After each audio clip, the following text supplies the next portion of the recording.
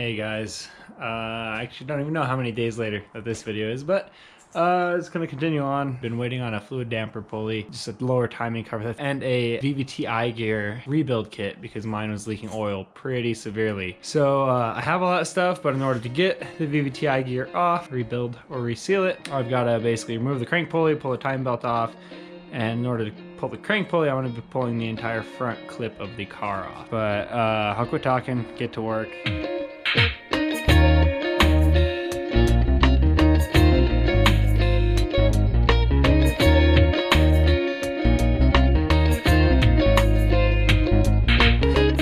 Well guys, apparently your boy done goofed and didn't take time lapse like I thought I did. I guess I can just give you an update then. So I got everything pulled off. Got intercooler, the whole core support. I left all the lines and all that shit connected because it's just easier. But now you can see I have timing marks top dead center. So we got our timing aligned. So now what I need to do is pull that crank pulley off. The satisfying moment of pulling this little bad boy off. So I got my three job puller. There she goes. Should be good, I think, to pull this VVT gear out, because as you can see, even in the time that it's been sitting here, look at all that oil. I took the day off of work today to work on the car, and I ended up spending most of the day working on editing a video. But I'm gonna get back to work on the VVT gear for the JZ.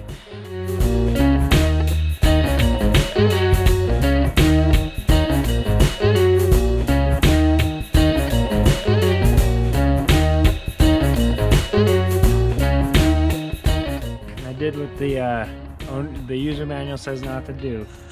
I pulled off the VVT gear here in order to replace this O-ring that you see on the edges. I pulled it out of that guy, made some marks so I have a reference. It's crucial to realign it, so I made sure to do my research before I just pulled it apart, which you should too.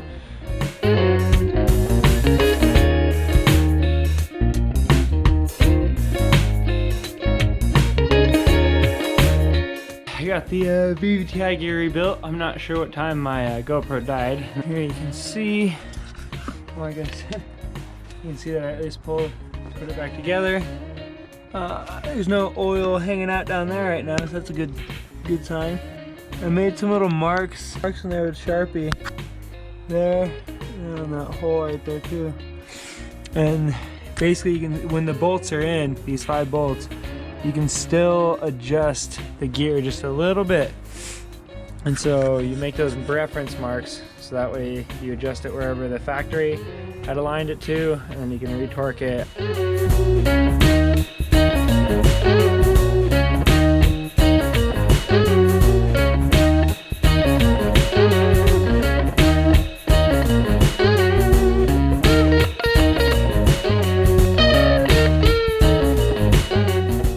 So as you can see, got the timing covers on, got the fluid damper pulley on there. So I got basically what I wanted to get done today done. It's actually kind of starting to snow just a little bit, but just gotta torque that baby down. I think that should be good as far as the leaks were concerned for oil. Well, I'll put the front clip on and then make it run and idle. Fill it up with fluids and freaking send her. Oh, we just rebuilt the VVT gear here. Replaced the crank pulley with the fluid damper down here. So yeah, for now I need to get to work painting. I got my nice Home Depot quality paint with my natural paint booth here. Got that, and the core support back here hanging out.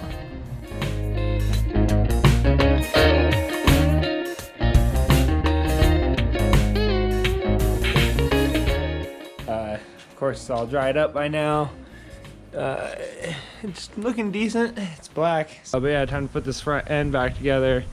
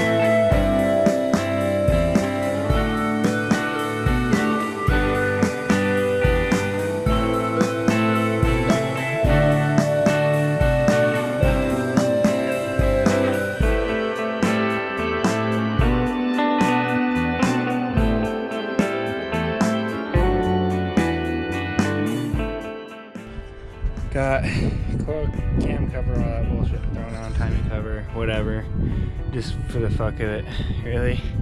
I did start it up again. It still fires up, it just doesn't idle, so I gotta figure that out. What I was gonna update you guys about is I did just install the Siki front sway bar. Don't really know why I did it off camera. Maybe I didn't think I'd get very good angles, but you can see there, end link bar. So chassis wise, brake wise, all that stuff should be good. I just need to get it to run now. I did double check and my VVTi gear is not leaking, so big plus. Holy fuck, yes, I'm so excited. I figured out why I wasn't getting this beautiful idle. Oh, I figured it out. I had a overprotection set up on the computer for oil pressure. And I don't know, maybe there's an issue with the oil pressure sensor or the wiring. But what I changed was over here in the engine protection, oil pressure cut parameters. I just disabled the oil pressure cut and it ran. It's idling. We're idling at 750, give or take.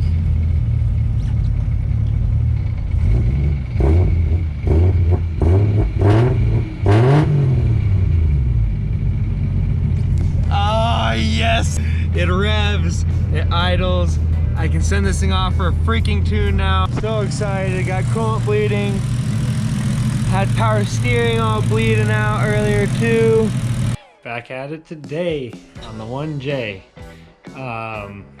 Gonna just try to finish up some of that wiring on the alternator that I started. One of the things I did get my passenger seat put in last night while it was snowing, as you can see. Yep, so time to finish up some of the wiring. I did actually get a dyno day scheduled at M-Spec. So March 9th is the day. I guess it's gonna, again, date this video. Should be pretty exciting. So I have a punch list of shit I need to get done. Just a couple wiring things for the fuel pump, for the alternator, radiator fans I also need to get wired up. Need to put coolant in it. Once the alternator's wired up, this thing should be able to go at least for a test drive. And then I got gear oil for the transmission, change the fluid there. I also do need to clearance my hood right here. It was getting hit by the radiator cap. So I gotta clearance my hood, I think, with a hammer right there, Old Faithful hammer.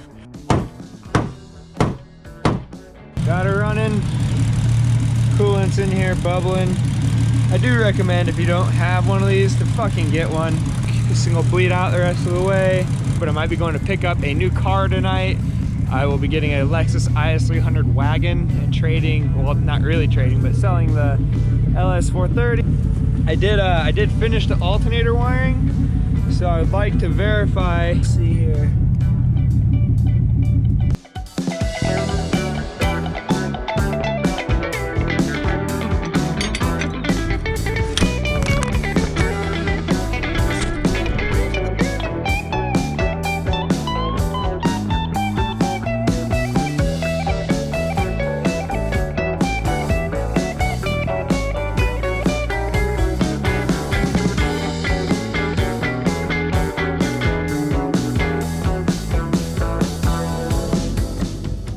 Fuck my life. I just remembered I do have this thing, which is the pump.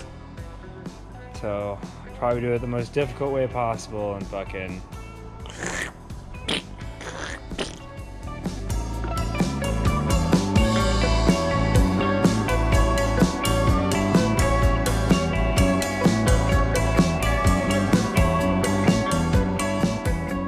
I got two 1535s Federals up front, Federal 595s. I got two 2540 Westlake SA07s on the back. These are just gonna be burners anyways, so I'm probably gonna buy several more.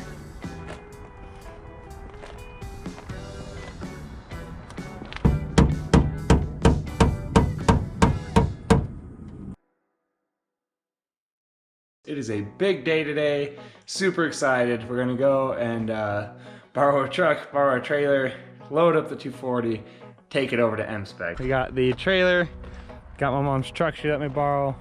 Currently we're over here.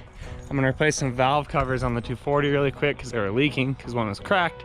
So we got the valve covers all replaced, and actually I like the way it looks a lot. I think that cleans it up a lot.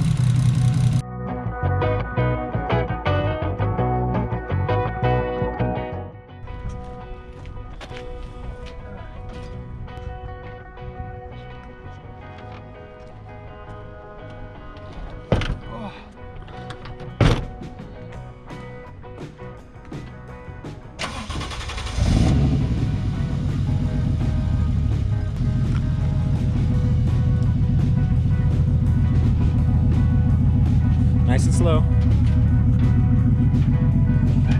Okay, you're good.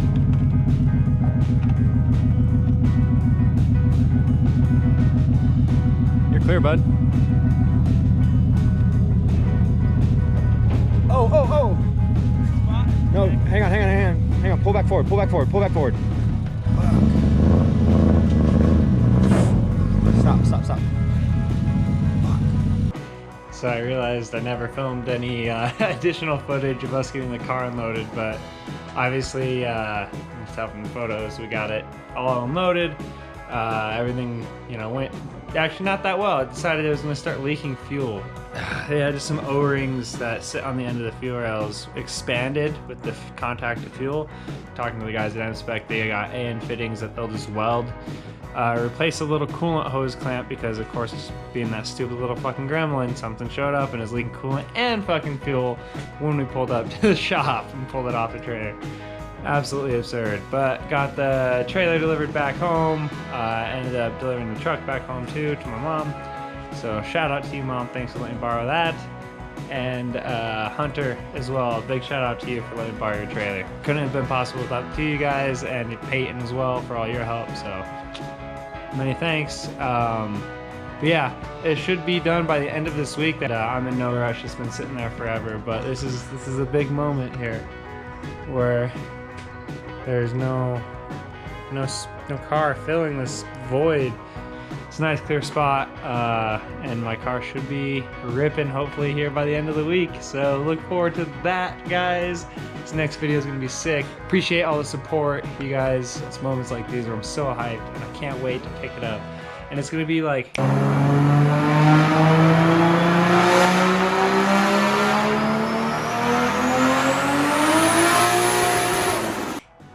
that fast for you guys. So yeah, once again, appreciate the support. Leave some feedback down below, and keep it rowdy, folks. Until next time.